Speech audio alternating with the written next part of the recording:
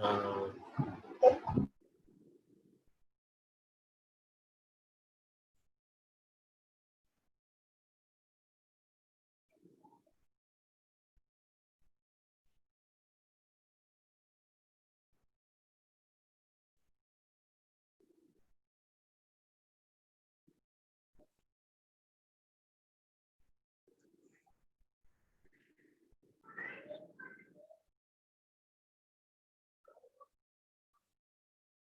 सभी लोगों को जय जिनेंद्र। मंगलाचरण प्रारंभ करेंगे। सभी को आवाज बराबर आ रही है? नमो हरिहंताणम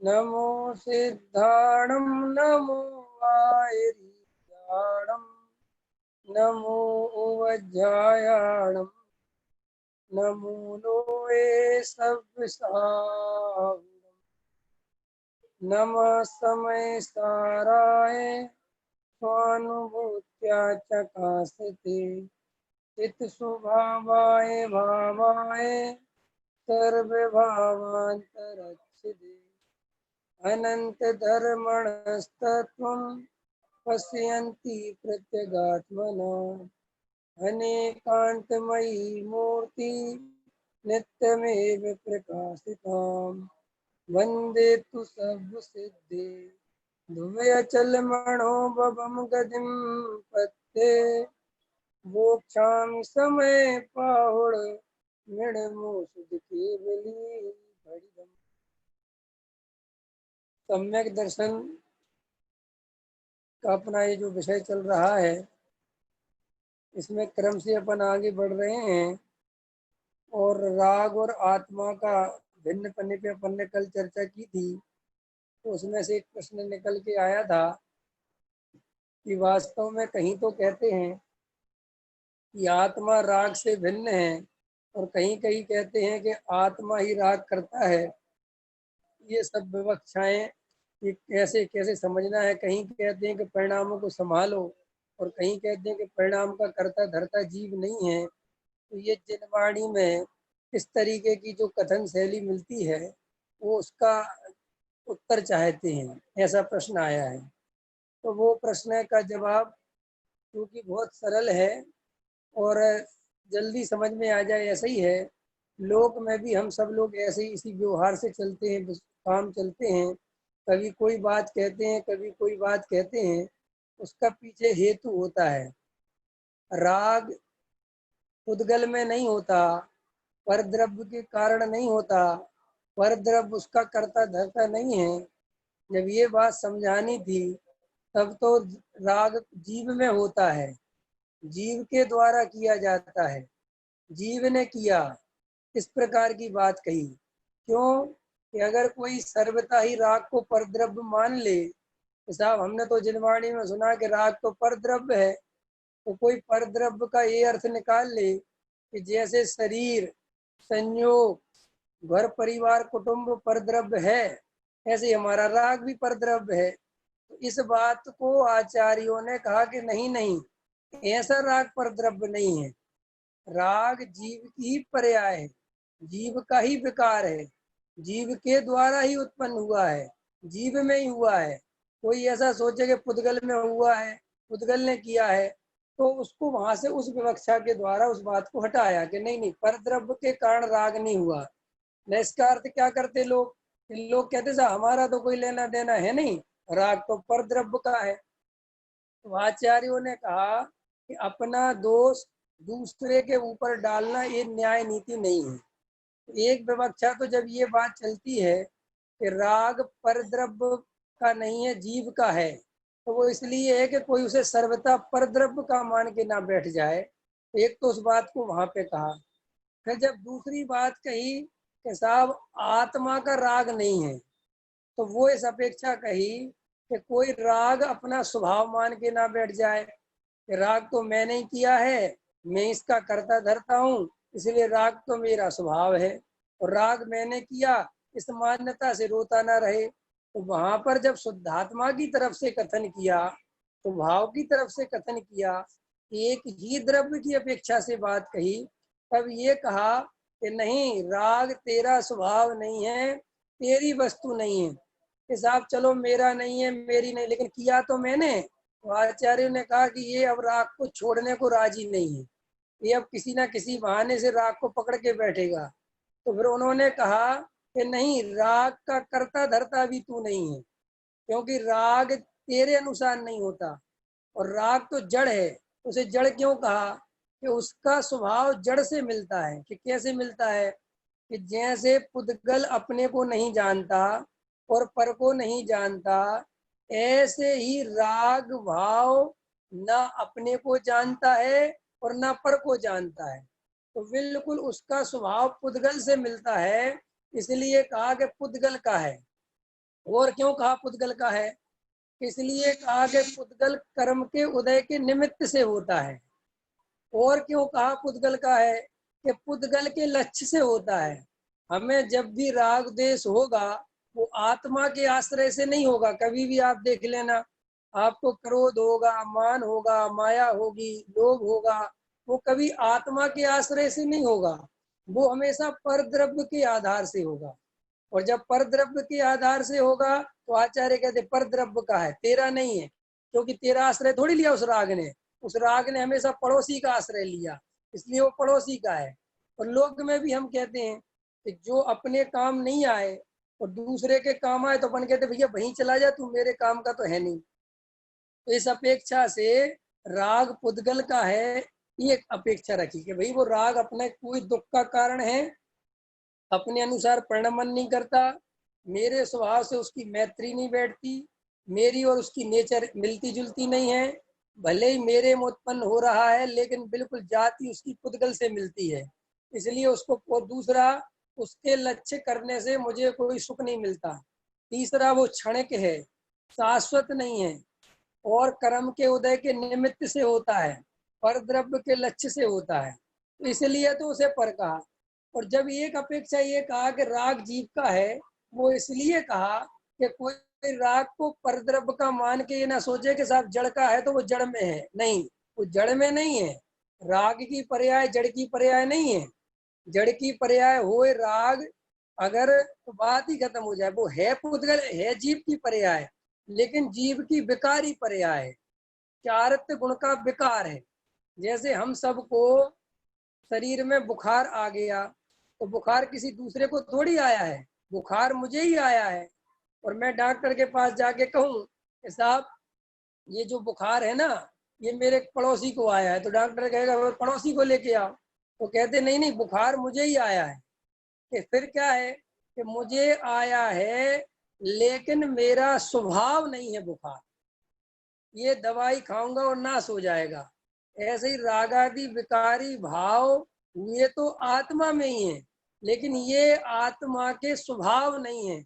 और जैसे ही आत्मा इनसे भेद ज्ञान करेगा, इनको अपना स्वरूप नहीं मानेगा, और अपनी आत्मा में जिस दिन रम जाएगा, उसी दिन राग खत्म हो जाएगा और आत्मा बची रहेगा। तो फिर हमारा स्वभाव क्या है? स्वभाव वो है कि जिसके आश्रय से जीव को सच्चा सुख प्राप्त होता है। स्वभाव वो है जो कभी नाश नहीं होता। जैसे देखो, मैंने अपनी आत्मा का आश्रय लिया और मुझे केवल ज्ञान हो गया, तो मुझे केवल ज्ञान होने पर ज्ञान मेरा नष्ट नहीं होगा, मेरा दर्शन नष्ट नहीं होगा, मेरा वीर्य गुण नष्ट नहीं होगा, मेरा चारित्र नष्ट नहीं, सब बचा रहेगा। और नष्ट क्या हो जाएगा? राग नष्ट हो जाएगा, मिथ्यात्व नष्ट हो जाएगा, कसाय नष्ट हो जाएगी, प्रमाद का नाश हो जाएगा। इसका नाश हो जाए वो मेरा, और जिसका कभी नाश नहीं हो वो मेरा स्वभाव है। तो बस इसमें बहुत बड़ा उलझने की बात नहीं है, बहुत सिंपल गणित है, बहुत सरल बात है कि राग को कब अपना कहा। और कई लोग कहते हैं कि साहब राग है तो मेरे ही में, क्योंकि जीव को राग की दृष्टि है, क्रोध मान माया लोभ की दृष्टि है। तो ये भ्रम नहीं टूटता जीव का, ये राग देश क्रोध मान माया लोभ ये मेरे नहीं है, ये बात उसको बैठती नहीं।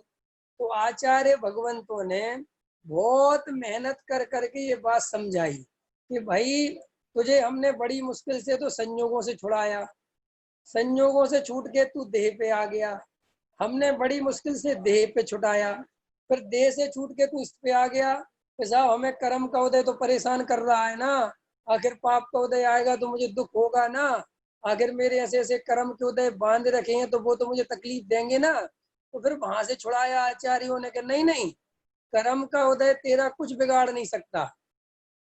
कि चलो ठीक है जी, कर्म का बिगाड़ तो नहीं कर सकता, लेकिन जो ये विकार है, ये जो परिणाम खोटे हैं, ये तो मेरे हैं ना, ये तो मैं कर रहा हूं ना। तो जैसे ही उन कर्ता कर्म की बुद्धि वहां से छूटी गई, यहाँ लगा ली, अब वो राग आदि मेरे हैं, मैं इनका करता धरता हूँ, तो उससे वो दुखी हो जाता है, उससे वो परेशान हो जाता है। फिर वो क्या करता है, जीव के राग आदि विकारी भावों को हटाना चाहता है, और वो राग आदि से लड़ता है कि जे भाव नहीं हो, जे परिणाम नहीं हो, जे भाव नहीं हो, जे परिणाम नहीं हो। तो होता क्या है कि वे परिणाम रुकते नहीं, वे परिणाम और बिगड़ते चले जाते हैं, क्योंकि राग आदि को बदलने की चेष्टा राग आदि को नाश करने का उपाय नहीं है। ये बात दुनिया में किसी को समझ में नहीं आती। इसलिए एक प्रश्न इसी में भी है कि परिणाम तो संभालने चाहिए, कहीं तो कहते कि परिणाम संभालो, और कहीं कहते परिणामों का कर्ता जीव नहीं है। तो पहले तो ये समझो कि परिणाम संभालने का मतलब क्या है। लोगों को क्या लगता है, परिणाम संभालने का मतलब है कि हम क्रोध नहीं करेंगे, हम मान नहीं करेंगे, हम मायाचारी नहीं करेंगे, हम लोभ नहीं करेंगे। तो सबको क्या लगता है कि हम मंदिर में जाके नियम ले आते हैं कि हम क्रोध नहीं करेंगे। तो मैं आपको चैलेंज करता हूँ, आप मंदिर में जाके नियम ले आओ कि हम क्रोध नहीं करेंगे, तो आपको क्रोध आना मिट जाएगा क्या?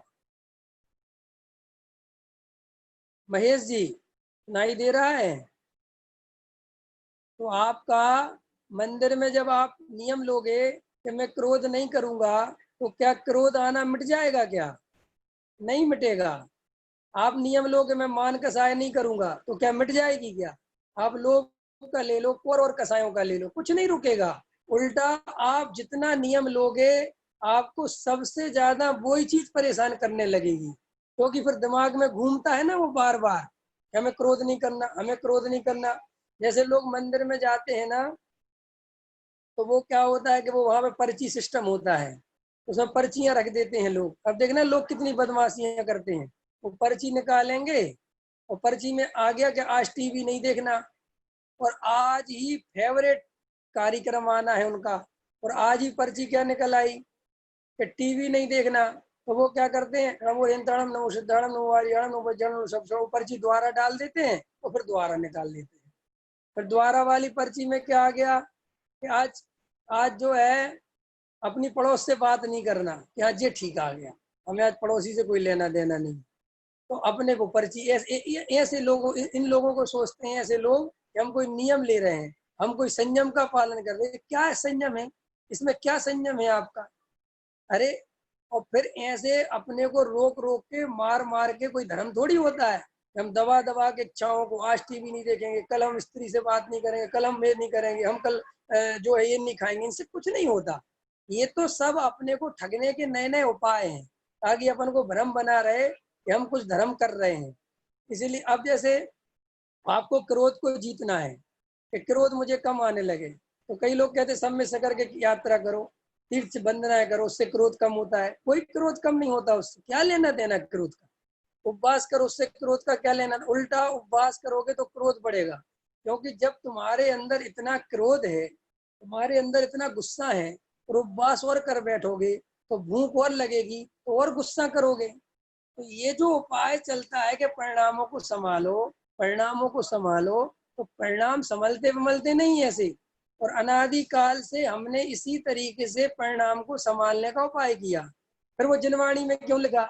भाई जिनवाणी में दो तरह का कथन है, एक कथन है उपदेश शैली और एक कथन है वस्तु स्वरूप। तो उपदेश में तो ऐसी ही बातें करी जाती है, परिणाम मत बिगाड़ो, परिणाम अच्छे रखो, परिणाम खराब मत करो, वो शैली ऐसी है। लेकिन चूंकि परिणाम मत बिगाड़ो, परिणाम मत खराब करो, इसका गहराई में जाके अर्थ भी तो समझो। क्या अर्थ क्या है कि तुम परिणाम का अर्थ लेते हो राग देश, हिंसा झूठ चोरी कुशील परिग्रह, लेकिन इन सबका बाप मिथ्यात्व है। जिसको टोडरमल जी साहब ने लिखा, सप्त व्यसन से बड़ा पाप मिथ्यात्व है। तो मिथ्यात्व पाप नहीं है क्या? अगर वो कहते भी है कि परिणाम संभालो का अर्थ है कि भाई साहब मिथ्यात्व मत करो, विपरीत मान्यता मत बनाओ, मिथ्या दर्शन का सेवन मत करो। हमें ये तो समझ में आता नहीं।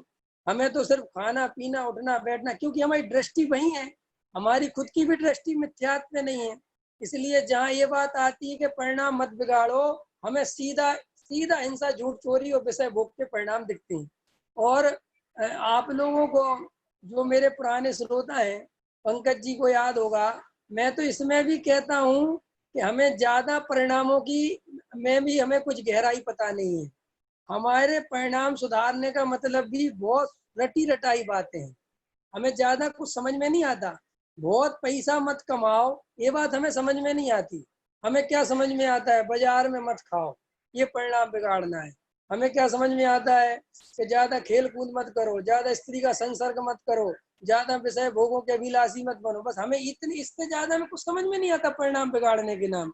अभी मैं किसी से पूछूं भी कि क्यों भैया आपके कैसे परिणाम बिगड़ते हैं, क्या परिणाम बिगड़ते हैं आपके, तो ले दे के दो बातें आती हैं, एक रसना इंद्री की और एक स्पर्शन इंद्री की। वहां की कोई बात ही नहीं आती। हमें घूमने का राग आता है, ये किसी को परिणाम बिगड़ना नहीं लगता। हमें गेहूं को देखने का राग आता है, ये किसी को नहीं समझ में आता कि ये भी है। हमें सुगंध अच्छी लगती है, दुर्गंध बुरी लगती है, ये किसी को नहीं लगता कि ये परिणाम भी है। हमें बढ़िया बढ़िया भजन अच्छे लगते हैं, ये किसी को नहीं लगता कि ये कर्ण इंद्रिय का विषय है। हम बढ़िया टीवी देखते, किसी को कुछ समझ में नहीं आता। माने वो तो जो हमारे दिमाग में भर दिया गया, और दिमाग में दो ही बातें भरी गई, एक कुशील और एक ले दे के वो मोटी मोटी हिंसा, और एक वो खाने पीने का हिसाब किताब। वहां की और कहीं कुछ समझ में नहीं आता। लगातार खूब झूठ बोलते रहो, किसी को नहीं लगता ये पाप परिणाम है। खूब व्यापार धंधे में अन्याय नीति करते रहो, खूब ब्याज का पैसा खाते रहो, उल्टे सीधे तरीकों से पैसे कमाते रहो, भाई का भी पैसा रख लो। यहाँ किसी को कुछ समझ में नहीं आता। ले दे के जो समझ में आता है वो दो तीन बातों में समझ में आता है। एक हिंसा, वो भी मोटा मोटी, वो भी जो बता दी गई कि इसमें हिंसा है, बाकी हर जगह हिंसा समझ में नहीं आती। जो एक समझ लो तुम्हें संस्कार दे दिया गया कि भाई जैसे मान के चलो, हमने 2 बाल्टी पानी गिरा दिया फालतू में, हमने खूब डट के 4 कमरों में एसी चला दिया, हमें वो हिंसा समझ में नहीं आएगी। लेकिन हमने 2 गिलास पानी बिना छना हुआ पी लिया तो हमें बहुत हिंसा लगती है। हमने बढ़िया से बढ़िया कितने जोड़ी कपड़े रख रखे हैं, हमें कुछ समझ में नहीं आती कि ये भी कोई हम पाप कर रहे हैं। हम परिग्रह पे परिग्रह जोड़ते जाएंगे, वो हमें कोई परिणाम खराब नहीं लगे। तो माने वो हम परिणामों का भी अर्थ बहुत लिमिटेड दायरे में समझते हैं। और फिर दूसरी बात, परिणाम ऐसे नहीं सुधरते जैसे हम सुधारने चाहते हैं। हम क्या सोचते हैं कि आज हम व्रत करेंगे, कल हम और व्रत करेंगे, फिर हमारी आदत बन जाएगी, फिर हम और व्रत पालेंगे, फिर हम और छोड़ देंगे, फिर हम और संयम ले लेंगे, ये कर लेंगे। अरे भाई ये कर्म ही नहीं है जैन दर्शन में। जैन दर्शन कहता है वास्तव में वस्तु स्वरूप कैसा है वो समझने का पुरुषार्थ करो। निचली भूमिका में पहले सम्यक दर्शन का सच्चा पुरुषार्थ करो, वस्तु स्वरूप को समझो। ऐसा परिणाम संभाले कि नहीं कि भैया ये जो तुम पुरुषार्थ कर रहे हो इसमें परिणाम संभाल तो रहे हो, मिथ्यात्व के नाश करने का उपाय कर रहे हो, तत्व ज्ञान सुन रहे हो, आत्मा की बात सुन रहे हो, ये परिणाम संभाल तो रहे हो। और क्या परिणाम संभालने का मतलब समझते क्या हो तुम? परिणाम संभालने का मतलब ब्रह्मचारी बन जाना है क्या?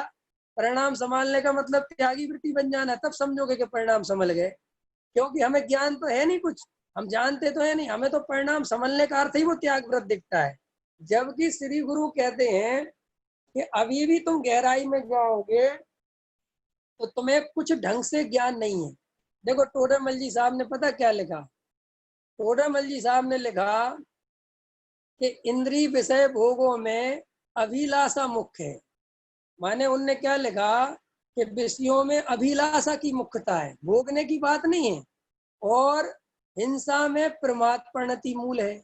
इसका अर्थ समझते हो? कभी सोचा गहराई से कि टोडरमल जी क्या कहना चाहते हैं?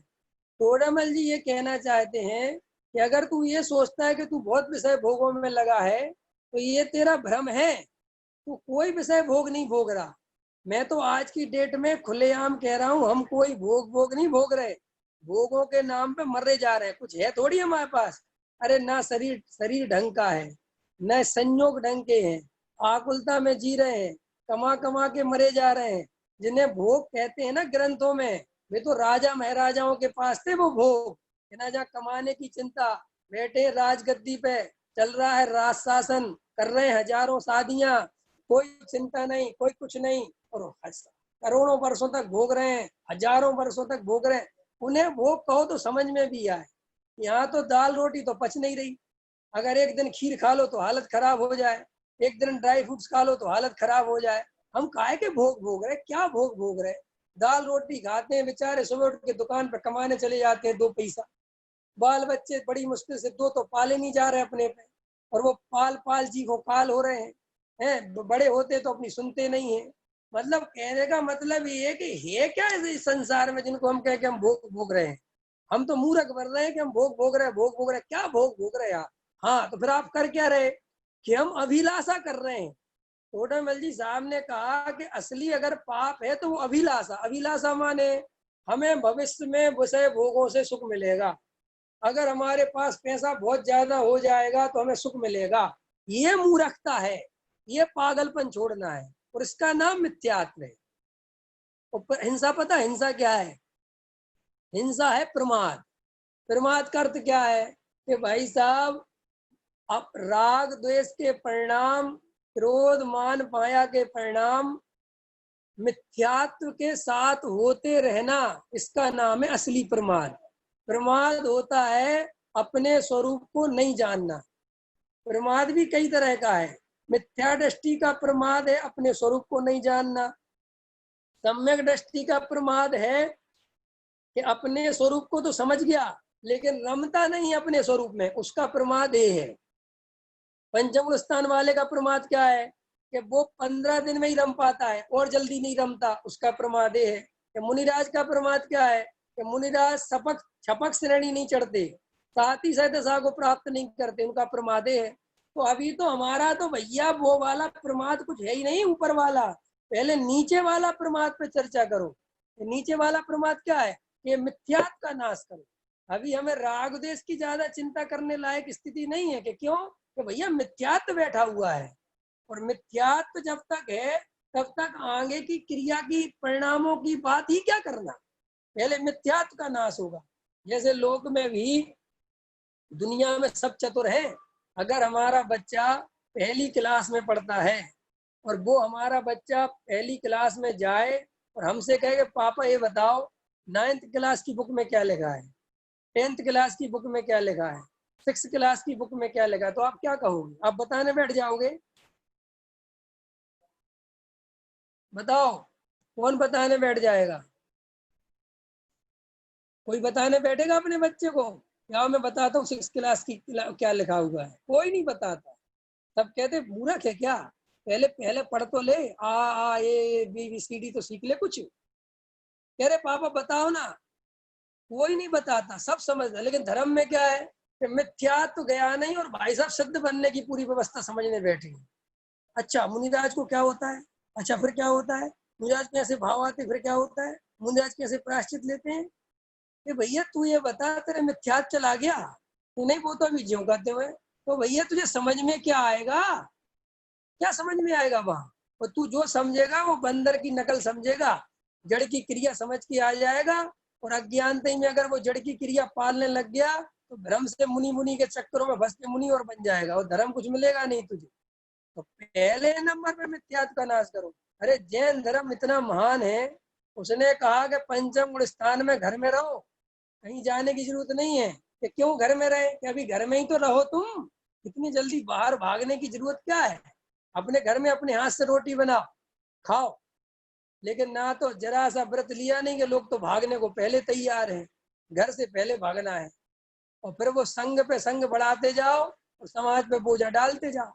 वो क्या रहा दुनिया में? यही तो हो रहा है, लेकिन किसी को कोई समझ में नहीं आता। और हम भी यही चक्करों में हैं कि परिणाम संभालो जी, परिणाम बताओ जी कैसे संभाल ले, कौन से परिणाम बिगड़ गए पहले ये तो बताओ। और तुम्हें अभी ये भी नहीं पता कि परिणाम बिगड़ने का अर्थ क्या है, कि कैसे बताओ? कि किसी को कैंसर की बीमारी हो और कैंसर वाला मरीज कहे कि आज थोड़ा अच्छा सा लग रहा है, तो क्या अच्छा लग रहा है कि आज मेरे सिर में थोड़ा दर्द कम है, और आज मेरे जो है पेट में भी दर्द कम है, और आज मैंने रोटी भी बढ़िया सी खा ली, आज ठीक लग रहा है, घर चले जाओ, ऐसा कहेगा? ऐसा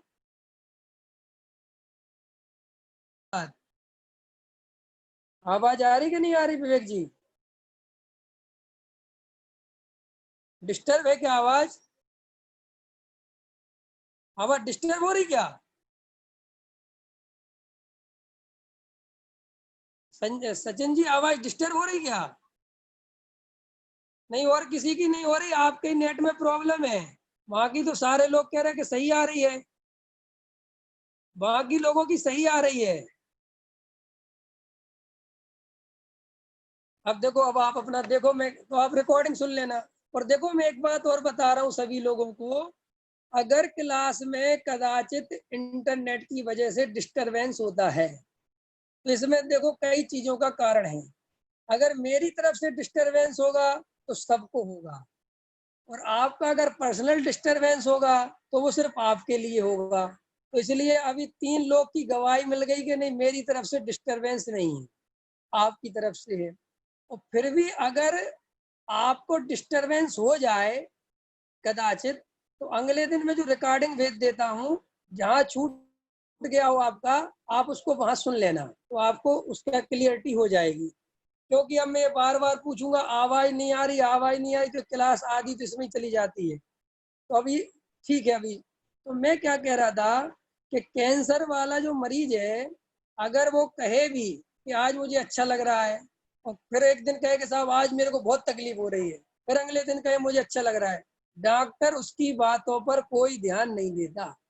क्योंकि डॉक्टर ये कहता है कि भैया तुझे जो बीमारी है कैंसर की, उसके सामने तेरा ये पेट दर्द, सिर दर्द, हाथ पैर दर्द, ये मेरे लिए कुछ भी काम के नहीं है कि आज अच्छे हैं कल ज्यादा थे, आज अच्छे हैं, इनसे कुछ फर्क नहीं पड़ता।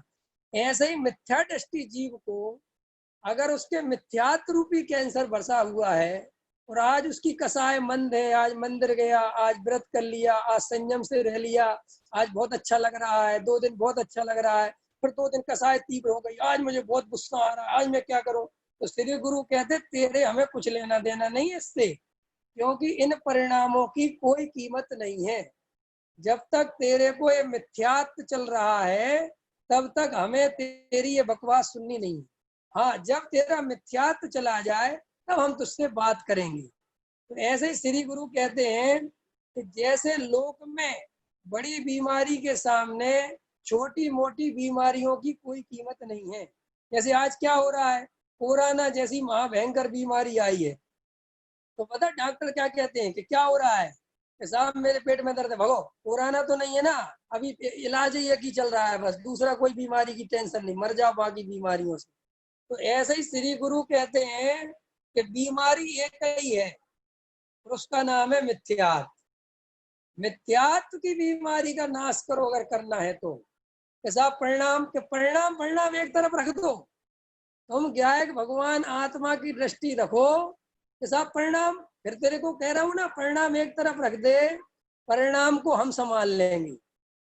ऐसा लिखते हैं कभी कभी तो आचार्य कि महाराज मेरे घर गृहस्थी का क्या होगा, मेरे परिवार का क्या होगा। तो ऐसा लिखा है मुनिराजों ने शास्त्रों में कि तेरे घर परिवार को हम संभाल लेंगे, तू आत्मा देख। बताओ क्या गजब की बात करते हैं। कैसे मुनिराजों का हृदय करुणा से भरता है। वो कहते हैं कि तू एक बार आत्मा देख कि महाराज मेरा बच्चा है, कि तू उसकी चिंता मत कर, मैं संभाल लूंगा उसे। क्या गजब का स्वरूप। ऐसे ही तुम लोग आत्मा को देखो, और तुम्हारे जो जो परिणाम बिगड़े ना, उन सबका पाप विवेक कुमार को लग जाने दो, मैं झेल लूंगा तुम्हारे सबरे पाप। खुल के कह रहा हूँ, तुम पे जो परिणाम परिणाम बिगड़ते हो बिगड़ने दो, बस तुम ज्ञायक भगवान आत्मा की नजर करना। और अगर ज्ञायक भगवान आत्मा की नजर नहीं करी, तो मेरी गारंटी है तुम्हें दुखों से दुनिया का कोई मंत्र तंत्र विद्या पंडित विद्वान महाराज गुरु संत साधु कोई नहीं बचा सकता। किसी में हिम्मत नहीं तुम्हें बचाने की। और अगर तुमने मिथ्यात्व का नाश कर दिया, तो सारी दुनिया तुम्हारे विरोध में खड़ी हो जाए तो मैं कोई दुख नहीं पहुंचा सकता। इसलिए दुनिया की क्या परवाह करते हो, दुनिया में दम ही नहीं है कुछ भी। दुनिया तो वैसे ही गधों से चल रही है, चलाने वाले भी गधे हैं और चलने वाले भी गधे हैं। यहाँ तो जो त्रिकाली ध्रुव को देखता है वो ही घोड़ा है, वो ही सब कुछ है। और जो आत्मा को नहीं देखता वो मुनि भी बन जाए तो जैन धर्म कहता मैं क्या लेना देना। जैन धर्म की तो एक ही शर्त है, ये बता मिथ्यात्व गया कि नहीं। कि महाराज वो नहीं गया, वो कहते भागले भाग इधर से, तो खत्म बात, आगे की बात मत कर मेरे से। ये जैन दर्शन है कि महाराज वो भील को कौए का मांस त्याग करवाया था, वो बनाना करवाया था। भाई भील से बहुत आगे आ गए अपन, अभी तक कौए के मांस पेट के रहोगे क्या। हम तो वहां पहुंच गए जहाँ मिथ्यात्व का नाश हो सकता है। ये क्या भील पेट के पड़े हो, तो कोई नियम दिलवा दो, कोई छोटा सा नियम दिलवा दो। अरे कोई हम शराबी जुआरी है क्या, कोई छोटे से नियम दिलवा दो।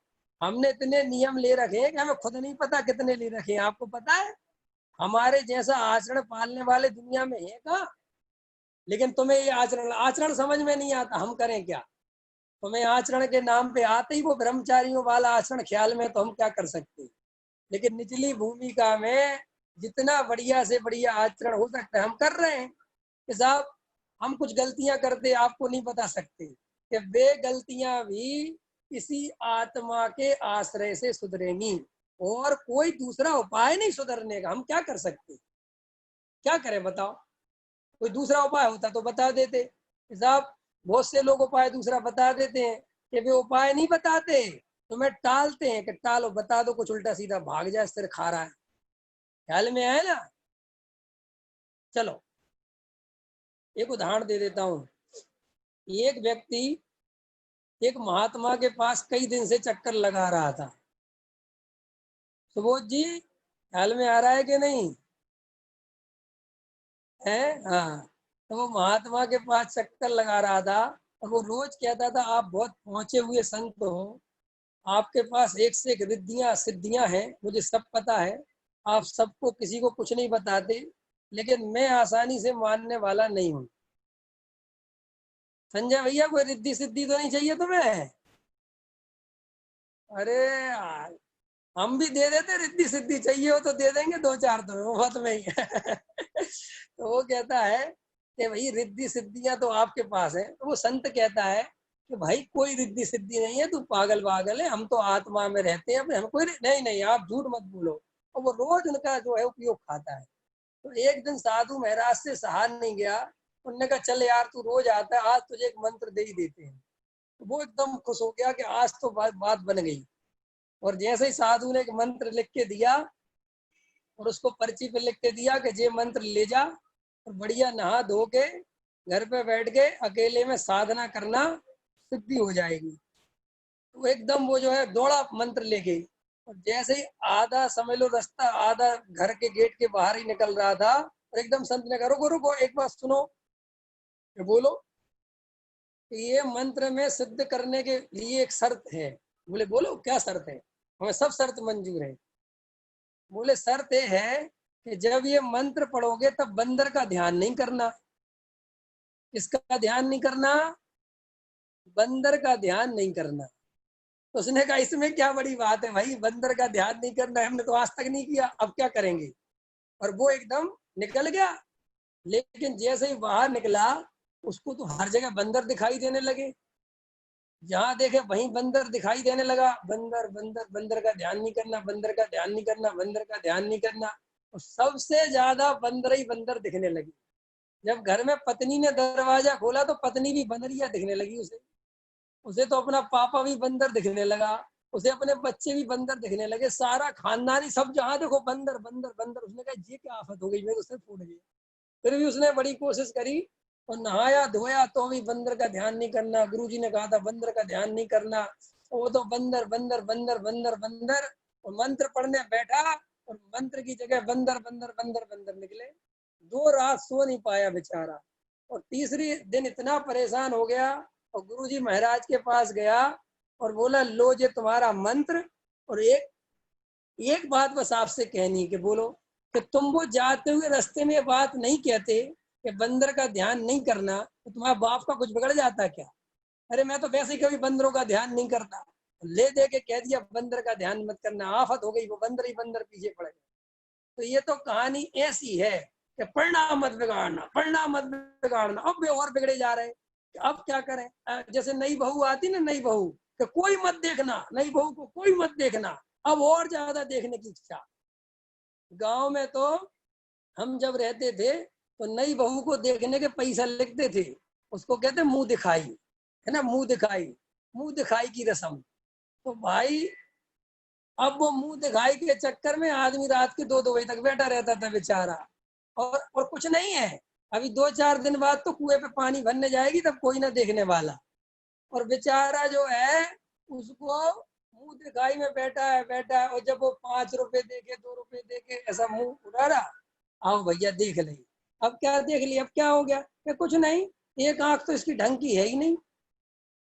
क्या अभी तो तुम्हें चैन नहीं पड़ रही थी कि देखे बिना? तो क्या करें, यही तो आकुलता है देखने की। ऐसे ही हम जिस चीज को जितना रोकते हैं, ये कसाय नहीं करना, ये काम नहीं करना, वो और ज्यादा होगा। तो फिर करें क्या? कि कुछ मत करो, शांति से भगवान आत्मा की दृष्टि जो बताई गया था, दृष्टा भाव, उसको साधो। तो उसके साधने में परिणाम बिगड़ते हैं, कि परिणाम बिगड़ते हुए को देखो ना कि कैसे कैसे बिगड़ रहे हैं, क्या क्या अंदर भरा पड़ा हुआ है। उसमें डरना क्या है? कोई खा थोड़ी जाएंगे वे परिणाम हमें। और अगर उन परिणामों को हमने नहीं देखा तो क्या उनका फल नहीं लगेगा? फल तो वासना का है ना, मैंने बताया था ना, अभिप्राय में छुपी हुई वासना का फल मिलता है।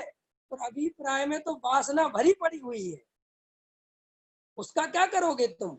वो तो परिणामों में कभी कभाई दिखाई देती है। जैसे देखो, अभी मुझे अरबों रुपए कमाने की वासना है, तो वो परिणामों में थोड़ी दिखाई दे रही है। दिखाई दे रही क्या? मुझे बहुत बड़ा घर बनवाने की भावना है, तो वो मेरे परिणामों में थोड़ी दिख रही है, लेकिन अंदर बसी हुई है।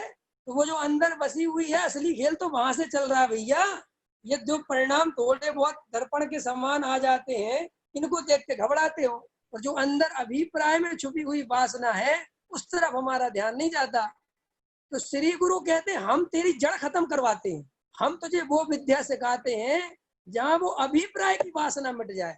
कि अभिप्राय की वासना कैसे मिटेगी? कि अभिप्राय की वासना ऐसे मिटेगी कि जब हमें ये समझ में आ जाए कि चाहे करोड़ों रुपया हो जाए, चाहे अरबों रुपया हो जाए, चाहे खरबों रुपया हो जाए, वो सुखी होने का सच्चा उपाय नहीं है। ये तुम्हारी बात समझ में आ जाए, तुम्हें ये बात समझ में आ जाए कि घर चाहे 1000 वर्ग का हो जाए, 3000 का हो जाए, 20,000 गज का हो जाए, वो सुखी होने का उपाय नहीं है। ये निर्णय होए तो वो वासना मिटेगी। अब हो क्या रहा है कि निर्णय तो ये बैठा हुआ है कि घर मिलेगा बड़ा तो सुखी होंगे, और परिणामों में काय से लड़ रहे हैं? ये भैया ऐसे परिणाम नहीं आए, ऐसे परिग्रह के परिणाम नहीं आए, तो क्या होगा? परिणाम बिगड़ेंगे कि नहीं बिगड़ेंगे? इसीलिए परिणाम का कर्ता जीव नहीं है। वो इसी अर्थों में कर्ता नहीं है कि जीव अपनी इच्छा के अनुसार परिणाम नहीं कर सकता। जैसी कसाय उसके अंदर रहेगी, जैसा उसका उदय रहेगा, वैसे ही उसके परिणाम आएंगे। इसलिए मिथ्या दृष्टि जीव अनंतानुबंधी कसाय के साथ उसके जैसे परिणाम होने चाहिए वैसे हो रहे हैं। सम्यक दृष्टि जीव के अप्रत्याख्याना वर्ण के साथ जैसे परिणाम होने चाहिए उस होते, उसमें क्या डरने की बात? और कुछ समझाऊं इस बारे में सचिन जी? समझना है परिणाम के बारे में? आप लोगों ने तो समझा हुआ है, फिर भी अब ये ऑनलाइन तो बहुत सारे लोग सुन रहे हैं ना, तो थोड़ा सा समझा देते हैं परिणामों का। अनुरंजन जी, ख्याल में आ रही बात? हाँ, अब देखो मैं क्या कह रहा हूँ। भरत जी चतुर्थ गुण स्थान में सहायक सम्यक दृष्टि है। सुनना विवेक जी, ख्याल में आवाज आ रही है बराबर? हाँ, सहायक सम्यक दृष्टि भरत जी घर में है, ठीक है, और उनके अनंतानुबंधी कसाय नहीं है, उनके मिथ्यात्व नहीं है। क्या कह रहा हूं मैं? उनके अनंतानुबंधी कसाय नहीं है और उनके मिथ्यात्व नहीं है। एक दो बातें ख्याल में आ गई आपको? हाँ। और जब वो चक्रवर्ती बनने की बात आई थी, क्या बनने की बात आई थी?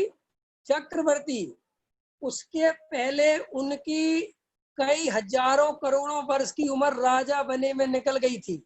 माने वो अच्छे खासे राजा थे, उनको किसी भी प्रकार की कोई तकलीफ नहीं थी, किसी प्रकार का कोई कुछ भी था ही नहीं, सब विषय भोग, सब अच्छी अनुकूलताएं थी। कई शादियां उनकी हो चुकी थी उस समय जब वो चक्रवर्ती नहीं बने थे। क्यों? कि वे उनके बच्चे उनके चक्रवर्ती बनने के पहले ही, लड़ने के जाने के पहले ही वो दीक्षा ले लिए थे ना उनके पुत्रों ने। इसका मतलब उनकी शादियां तो पहले ही हो चुकी थी, और जबकि उनके मिथ्यात्व नहीं है और अनंत अनुबंधी नहीं है। देखना, समझना इस बात को। और ये सब कुछ नहीं होने पर भी मात्र अप्रत्याख्यान वर्ण कसाय इतनी शक्तिशाली थी कि उस कसाय के उदय में 96,000 शादियां करने का भाव, 6 खंड जीतने का भाव, दिव्य ध्वनि छोड़कर लड़ने का भाव, अपने प्यारे भाई से आके लड़ने का भाव, इतनी कसाय पूरे घर ने वैराग्य ले लिया, दीक्षा ले ली, सब मुनि बन गए, तो अभी राज्य करने का भाव। और अगर वो खीर की बात करें तो कहने भाव। अगर वो ने पीठ पीछे बोला था, इतनी गुस्सा आ गई कि भरी सभा में खड़े हो गए, लाओ मेरी उंगली सीधी करूं। ये सब प्रसंग याद है कि नहीं? इतनी सब कसाय, इतना सब उदय किस कसाय के बल पे? कौन सी कसाय थी? अनंतानुबंधी नहीं थी भाई साहब, उनको वो अप्रत्याख्याना वर्ण कसाय थी। तो अप्रत्याख्याना वर्ण कसाय जिसके इतना काम करा सकती है, और तुम अनंतानुबंधी लेके बैठे हुए और कहते हो कि हमें ऐसे भाव क्यों आते हैं। वारे वाह, बहुत ही महान आत्मा हो तुम चाहते हो कि तुम भरत जी से भी आगे निकल जाओगे इस कसाय को रहते हुए। फिर कई लोग कहते हैं कि साहब उनका तो पुण्य का उदय था। क्या कहते हैं कई लोग? वे तो चक्रवर्ती थे, उनके तो बहुत पुण्य का उदय था। तो चक्रवर्ती होना और पुण्य का उदय होना, इसका कसाय से क्या लेना देना है भाई साहब?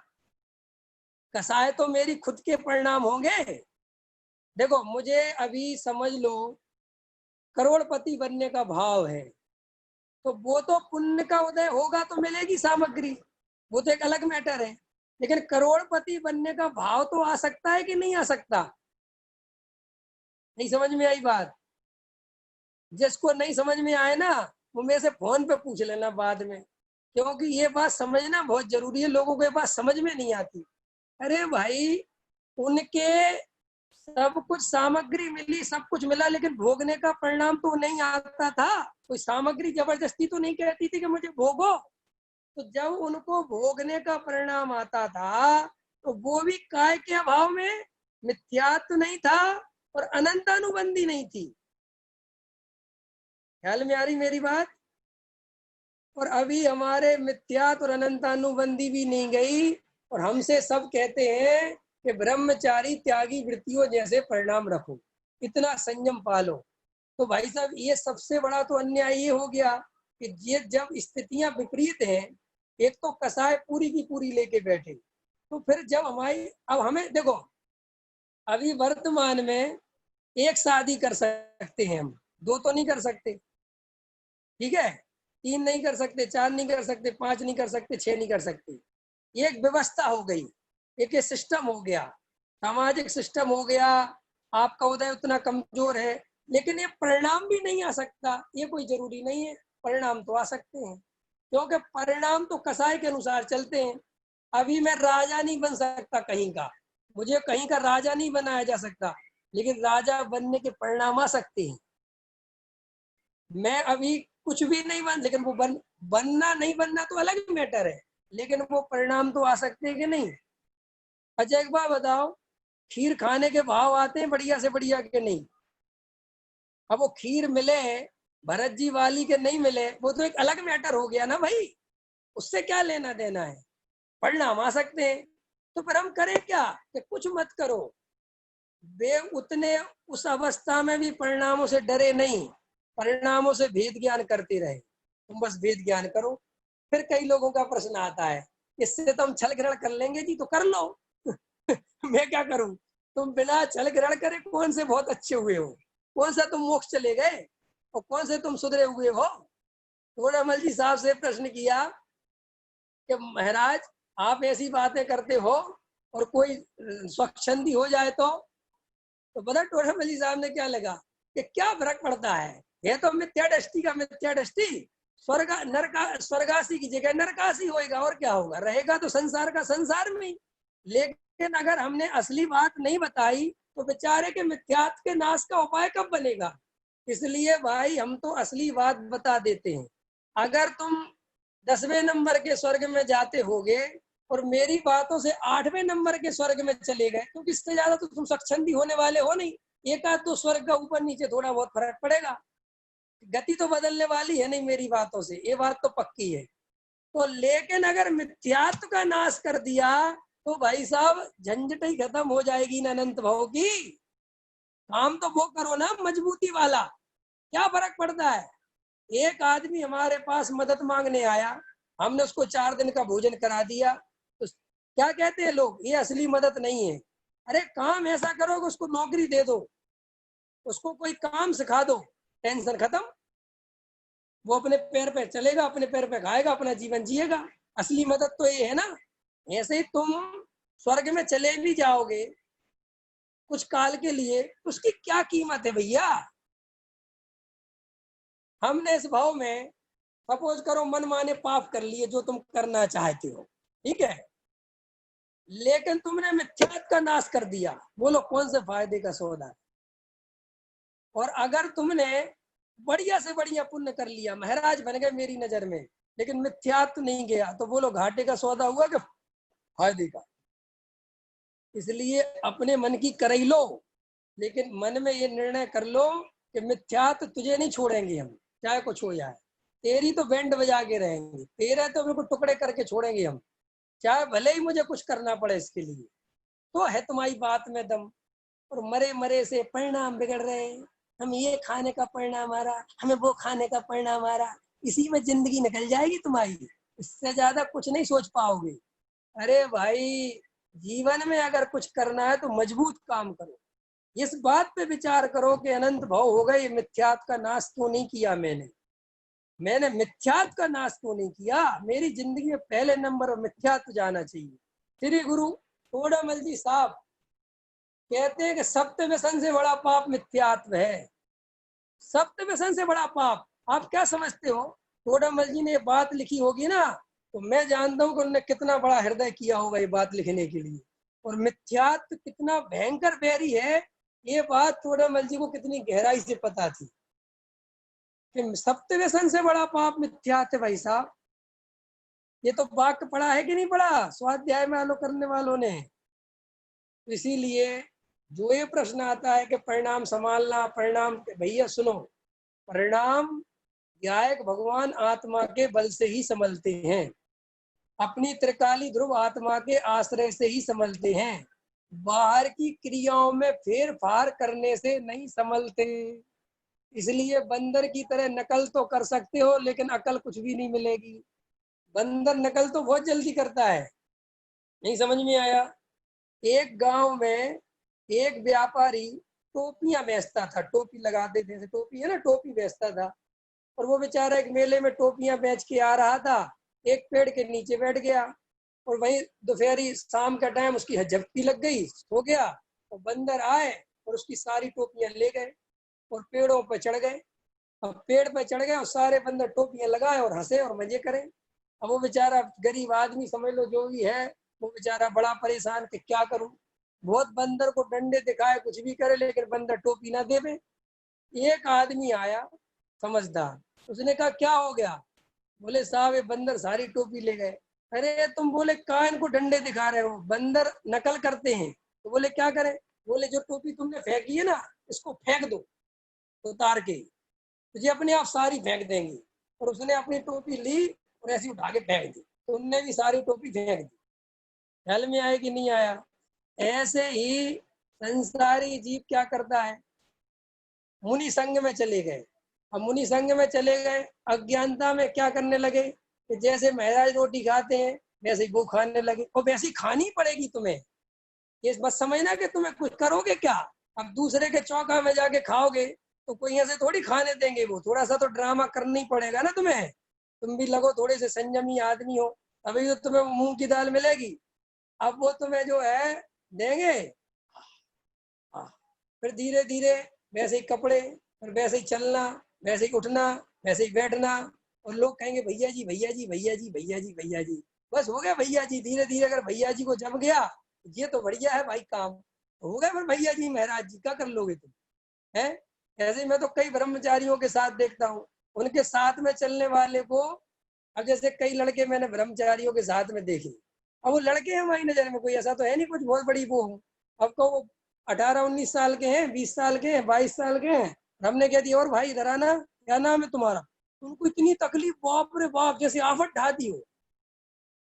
तो वो मेरे से बहुत चिढ़ जाते, बात ही नहीं करते। मैं कहता मैंने कौन सा भैया तेरा अपमान कर दिया। वो कहते तुम्हें पता नहीं है मैं फलाने त्यागी वृत्ति के साथ रहता हूँ। हद हो गई।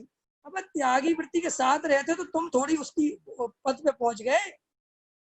लेकिन थोड़ा थोड़ा महसूस होता है कि आने वाला समय हमारा ही है, ये गद्दी खाली होगी, इस पे हम ही को तो बैठना है, आगे से ये 1008 हम ही तो बनने वाले हैं। तो मेरा कहने का मतलब ये है कि ये नकल करना तो आसान है, और नकल कर करके तुम भी पागल हो, क्योंकि तुम नकल वालों को आशीर्वाद लेने पहुंच जाते हो, उनको नमस्कार करते रहते हो, उनको भी लगता है कि हम सही चल रहे हैं। और क्या, एक आदमी जो फिल्मी स्टार होते हैं ना, या जो बड़े बड़े पदों पे होते हैं, इनकी जिंदगी अंदर से बहुत खोखली होती है। लेकिन ये जैसे ही बाजार में निकलते हैं, और जब जनता इनको देखने के लिए तरसती है, कैमरे के फ्लैश चमकते हैं, लोग ऑटोग्राफ मांगते हैं, इनकी जान में जान आ जाती है। इनको लगता है यार हम भी कुछ है, वाह देखो हमें दुनिया कितना मान रही है कि नहीं।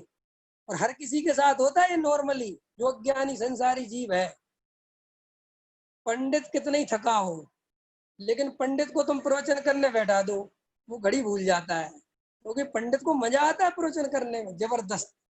भाई मुझे आ रहा कि नहीं आ रहा है, एकदम तुम भले ही थक जाओ, मैं नहीं थकूंगा।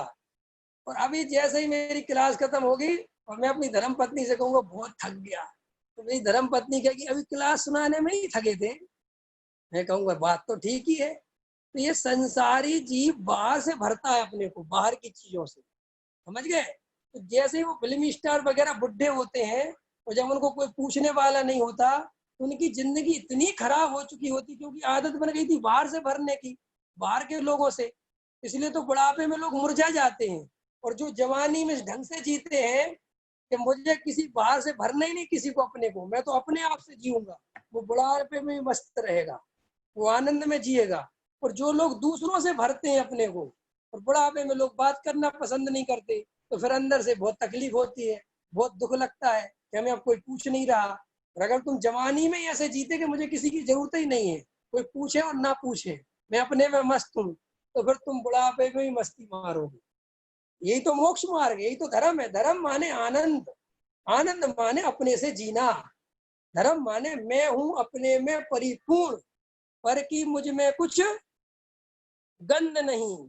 ये सबको याद है सचिन जी, लेकिन अप्लाई करना नहीं आता कि इसका परिपूर्णता का मतलब क्या है। ये परिपूर्णता का मतलब है अपने में मस्त रहना, जगत की याद ना आए मस्ती करने के लिए। हमें तो जरा सा भी खुश होना होता है तो दूसरे को फोन मिलाते कि भैया हम बहुत दुखी हैं, कुछ करो हमारे लिए। हम अपने आप से आनंद होना सीख जाएं, अपने आप में मस्ती। उल्टा लोग तुम्हें फोन मिलाते मिले कि यार उसको फोन मिलाओ तो थोड़ा आनंद आ जाएगा, ऐसी जीवन जियो, ऐसी जिंदगी जियो। तो तुम्हें कोई फोन मिला है और तुम दुख सुनाना चालू कर दो, तो अगली बार तुम फोन करोगे तो वो कहेगा इससे बात ही नहीं करनी, रोता रहता है यार दिन भर। कई लोगों को रोने की आदत होती है तो लोग उनका रास्ता काट लेते हैं, कहते भाई जब जाओ रोएगा रोएगा रोएगा, और वे खुद भी रोते हैं और दूसरों को भी रोना सिखा देते हैं। तो इसलिए परिणाम को संभालने की बात नहीं है, अपने ज्ञायक भगवान आत्मा की दृष्टि करोगे तो वो परिणाम अपने आप संभलते हैं। और फिर परिणाम निचली भूमिका में जितने संभलने चाहिए उतने संभले हैं। कैसे, देखो तुम्हें जितना धर्म समझ में आया, जितनी आत्मा समझ में आई, उतनी तुम्हारे परिणाम अच्छे हो गए। पहले के परिणामों में और अब के परिणामों में अंतर है कि नहीं। अरे बोलो भाई, है कि नहीं। बोलने का मतलब गर्दन हिलाया करो ऐसी कि हाँ है। और नहीं हो तो ऐसी किया करो, फिर अपन देखेंगे सचिन जी है कि नहीं। हाँ है। तो भाई परिणाम में अंतर क्यों आया, क्या किया तुमने उसके लिए, कौन सी माला जपी, कौन से मंदिरों के दर्शन करके परिणाम सुधर गए, कौन से तीर्थों के चक्कर काटे, कुछ नहीं। जैसे जैसे धर्म समझ में आया, जितनी मात्रा में आता गया उतने सुधर गए। ये कितने सुधर गए कि अब हमें ज्यादा जो है घूमने फिरने के, होटलों पे जाने के, है ना, और बढ़िया से बढ़िया ये खाने पीने अब नहीं आते परिणाम, अब बहुत शांत रहते हैं, ठीक है। वो इतने ही सुधर सकते हैं। अब तुम बिल्कुल सोचो कि भगवान कितना सुधरना है, तो नहीं सुधर सकती ना, है। इतने तो सुधरे कि नहीं सुधरे, विवेक जागृत होता है ना, ऑटोमेटिक होता है। अब अपन स्वाध्याय करने लगे आत्मा, अभी तुम 1 घंटे आत्मा की बात सुन रहे हो, ये परिणाम सुधरे हैं तभी तो सुन रहे हो भाई। बिगड़े हुए परिणाम में काहे को सुनते आत्मा की बात। लेकिन तुमने परिणाम सुधारने का अर्थ ही इतना लंबा चौड़ा कर रखा है कि तुम्हें इसकी वैल्यू नहीं आती समझ में कि ये भी सुधरे हुए हैं। और फिर दूसरे जो सुनाने वाले वो तुम्हें हमेशा कहते ही रहते तुम पापी हो, तुम दुष्ट हो, तुम कुछ नहीं करते, तुम घर गृहस्थी ग्रस्त सो भ्रष्ट, वे तुम्हें ऐसे ऐसे भाषण देते रहते हैं। तो हम भी अपने को भ्रष्ट ही मान के चलते हैं कि ग्रस्त सो भ्रष्ट। ये डायलॉग देखते हो, ग्रस्त सो भ्रष्ट, ये कहाँ से निकल के आया भाई, ग्रस्त सो भ्रष्ट, काय का ग्रस्त सो भ्रष्ट। मैं तो कहता हूँ अज्ञानी सो भ्रष्ट, बस इतनी सी बात है, अज्ञानी सो भ्रष्ट है, और ज्ञानी है सो बस सब कुछ सही है। मिथ्या दृष्टि भ्रष्ट भ्रष्ट कहो। लेकिन गृहस्थ सो भ्रष्ट का मतलब क्या है, मतलब तुम सीधा कहते हो कि जो घर में रह रहे हैं वो सब भ्रष्ट हैं, और हम साधु सन्यासी बन गए, त्यागी वृत्ति बन गए, हम सुधर गए। अगर सारी दुनिया साधु सन्यासी बन जाए तो तुम्हारी रोटियां मुश्किल में बढ़ जाए। पता थोड़ी है अभी संसारी बोलने वालों को, लेकिन अपन भी नीचे गर्दन करके सुनते रहते ना उनकी, हाँ जी हाँ जी हाँ जी हाँ जी, तो वे दिए जाते हैं तुम्हें। अगर आदमी खड़े होके कह दे काय के भ्रष्ट हम, तो उनको पसीना छूट जाए तुम्हें भ्रष्ट सिद्ध करने में, अगर तुम में दम हुए तो। ये तुम तो पहले ही से इसके राजी हो सुन के कि हाँ हम तो हैं ही। डॉक्टर साहब ने एक बार भारल जी ने भरी सभा में पता क्या कहा, मैं चैलेंज करता हूँ पूरी दुनिया से, मुझे कोई मिथ्या दृष्टि सिद्ध करके दिखाओ, शास्त्रों से सिद्ध करके दिखाओ कि क्यों इस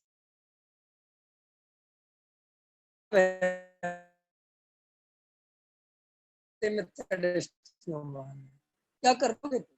और मैं तो उनसे भी आगे कहता हूँ कि तुम तो सम्यक दृष्टि कहते हो, हम तो जो तुम्हारे सम्यक दृष्टि हो गए उनसे भी 2 कदम आगे हैं भाई साहब। हम तो बहुत कम में संतुष्ट है, वे तो हमसे कई गुना चाहते थे सम्यक दर्शन लेने के बाद भी। हम तो कह रहे कोई बात नहीं, जो है ठीक है। ख्याल में आ रही कि नहीं आ रही। तो परिणाम संभालना की बात इतनी सी है कि एक इमेज बना ली गई है परिणामों के नाम पर, जो हमें बहुत टेंशन देती है, तकलीफ देती है। अगर आप उस भूमिका का सच्चा ज्ञान करोगे, सच्चा स्वरूप समझोगे, तो आपको ये बात ख्याल में, फिर इससे क्या फायदा होगा, इन बातों से क्या फायदा होगा। इन बातों से फायदा होगा कि वो जो परिणामों के देख देख के अपन की दीनता अंदर भाषित होती है, अरे रे रे मेरे फूटे परिणाम, अरे रे मैं तो पापी, तो वो दीनता निकल जाएगी। और वो दीनता निकल जाएगी तभी तो तुम भेद ज्ञान कर पाओगे। अगर अपने को दीनहीन मानोगे तो भेद ज्ञान नहीं कर पाओगे। क्यों, कि तुम्हें मन में तो ये लगता रहेगा मैं पापी, मुझे तो अपने को ठगना है कि मैं तो इससे भिन्न हूं, मैं तो इससे भिन्न हूं। तो ये भाव बने रहते हैं लोगों को। तो उनको क्या परिणामों की दृष्टि रहती है, और परिणामों की दृष्टि रहने से वो परिणाम जो उनको हो रहे हैं वे परिणाम उन्हें स्वीकार नहीं है, उन परिणामों को बदलना चाहते हैं। तो परिणामों को बदलना चाहते हैं। विवेक भैया, नींद आ रही क्या, नींद आ रही क्या आज है, जाओ ऐसे नहीं चलेगा। वो कहते हैं कि परिणामों को, आपको ये जो दीनता घुस जाती है कि परिणाम परिणाम, बहुत इंपॉर्टेंट बात कह रहा हूं मैं, मजाक मत समझना, मजाक में कह रहा हूँ लेकिन बात बहुत गंभीर कह रहा हूँ। ये जो परिणाम जो हमारे अंदर बैठे हैं, तो हमने परिणामों की एक स्ट्रक्चर बना रखी कि परिणाम ऐसे होने चाहिए। अब वे परिणाम हो नहीं रहे, फिर तुम्हें हमने क्या बताया कि भेद ज्ञान करो। तो लोग क्या करते पता, कंफ्यूज हो जाते कि परिणाम तो ऐसे रखे हैं और कह देते भेद ज्ञान करो। काय का भेद ज्ञान करें, ये तो अपने को ठगना है। एक तरफ तो खोटे खोटे भाव चलते रहे, और मैं कहता हूँ मैं तो इससे न्यारा हूँ, मैं तो इससे न्यारा हूँ। तो ये उन्हीं लोगों के साथ प्रॉब्लम आ रही है जो परिणामों का सच्चा स्वरूप नहीं जानते, एक बात। दूसरी, जो एक्चुअल वेद ज्ञान का स्वरूप नहीं समझे। तीसरी वो जो द्रव्य की दृष्टि जानते नहीं, परिणामों की दृष्टि बनाए रखते हैं और वेद ज्ञान की बातें सीख लेते हैं, उनको भी ये प्रॉब्लम क्रिएट होती है कि हम तो जी काय का वेद ज्ञान, परिणाम तुम्हारे खोटे चल रहे हैं। तो वो सारी दुनिया परिणाम और क्रिया सुधरवाने में लगी हुई है और हम सुधारने में लगे हुए हैं और वो सुधरती है नहीं, इसलिए धर्म बहुत कठिन हो गया। फिर सबका एकदम एजेंडा चलता है, धर्म तो महादुर्लभ है, किसी भाग्यशाली को मिलता है। अपन तो पहले ही समझ लेते कि वो भाग्यशाली अपन तो है नहीं जी, ये तो बात पक्की है। वो भाग्यशाली तो ब्रह्मचारी त्यागी वृत्ति होगी। सबको पता क्या लगता कभी कभी ये आदमी जो है ना ब्रह्मचारी त्यागी वृत्तियों के पीछे पड़ा है। मैं किसी के पीछे नहीं पड़ा, क्योंकि सब लोगों को धर्म चूंकि उनमें दिखता है और कहीं नहीं दिखता, अपने को अयोग्य मान के बैठ जाते हो। मुझे इसलिए उनका बार बार जिक्र करना पड़ता है ना। मेरी तो कोई दूर दूर तक कोई दुश्मनी नहीं है, क्योंकि हमारे रास्ते और उनके रास्ते अलग हैं। हमें कोई लेना देना है, हमारा डिपार्टमेंट अलग है, उनका अलग है। लेकिन चूंकि हमारी बुद्धि वहां उलझी हुई है क्रिया कांड में, इसलिए मुझे थोड़ा नाम लेना पड़ता है। जैसे गुरुदेव जब वस्तु का सच्चा स्वरूप बताते थे तो लोग कहते थे वो निंदा करते मुनि। अरे भाई निंदा नहीं करते, हम स्वरूप बताते हैं। अब वो स्वरूप चूंकि तुम मैच करते हो वहां से, अब वहां मैच होता नहीं तो तुम कहते हो तो निंदा हो गई। निंदा नहीं हुई, स्वरूप बताया हमने। तो इसलिए एक ही प्रश्न में क्लास पूरी हो गई।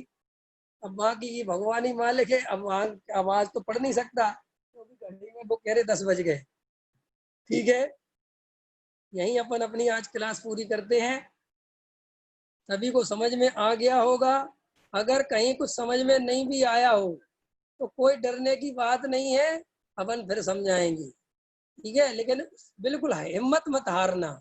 और मेरी बात कोई बुरी भी लगे ना, यार ये तो कुछ ज्यादा ही हो गया, तो वो भी मुझे बता देना, मैं उसको भी कम कर दूंगा। ठीक है, क्योंकि अभी मुझे पता है चाबी बहुत भरनी पड़ेगी, बहुत ज्यादा चाबी इतनी भरेंगे तभी गाड़ी चलेगी, ना नहीं चलेगी। इसलिए मुझे पता है कि मैं तुम्हारे अंदर तो बहुत कई लोगों को तकलीफ भी हो जाती है, लेकिन होने दो। पेन किलर तुम्हारा पूरा ही पेन मिटाएगी, मतलब बचेगा नहीं। ठीक है, अभी का समय पूरा हो गया। सब लोगों को सादर जय जिनेंद्र। सहजानंदी बोलता हूँ मैं। सहजानंदी शुद्ध स्वरूपी अविनाशी में आत्म स्वरूप, सहजानंदी शुद्ध स्वरूपी अविनाशी में आत्म स्वरूप, देह मरे पर मैं नहीं मरता, अजर अमर में आत्म स्वरूप, सहजानंदी शुद्ध स्वरूपी अविनाशी में आत्म स्वरूप, निज निधि निज में बताई यह परम उपकार है, उसके लिए जिन वाणी मापू वंदना सतवार है, वंदना सतवार। बोले द्वासांगमयी जनवाणी माता की जय। महान जैन धर्म की जय। अनंत अनंत सिद्ध परमेष्टि भगवान की जय। सभी को सादर जय जिनेन्द्र। शुभ रात्रि।